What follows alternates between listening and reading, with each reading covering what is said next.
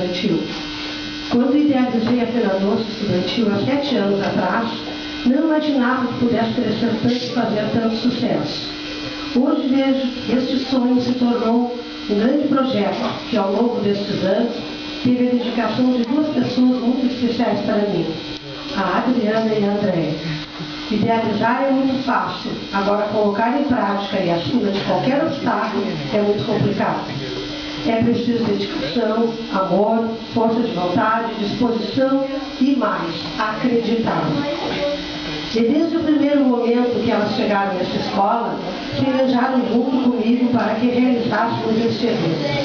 E podem acreditar, para que tudo corra bem, se tem muito trabalho e, acima de tudo, boa vontade.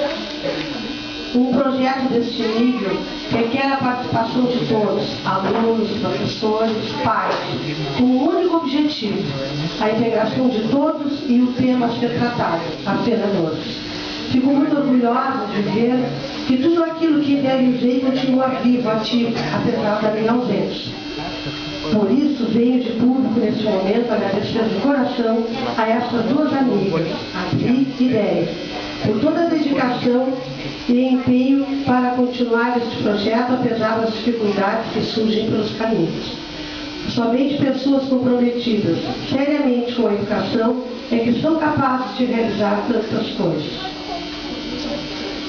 Parabéns a vocês, parabéns à escola, e que Deus dê muita saúde a vocês para que possam continuar desenvolvendo esse trabalho tão bonito e que traz tantos benefícios à comunidade escolar. Quem não sonhou em ser rainha, uma princesa, pois aqui podemos proporcionar esse sonho para as nossas meninas. É um sonho muito doce. Parabéns à nossa corte. Aproveite bem esses momentos, pois ficarão para sempre na sua lembrança. E sabe quem nos proporcionou? Um professor. Sim, um simples professor, tão desvalorizado pela nossa instituição e a sociedade. Uma boa festa a todos e que venham muitas Feiras Doces infantis.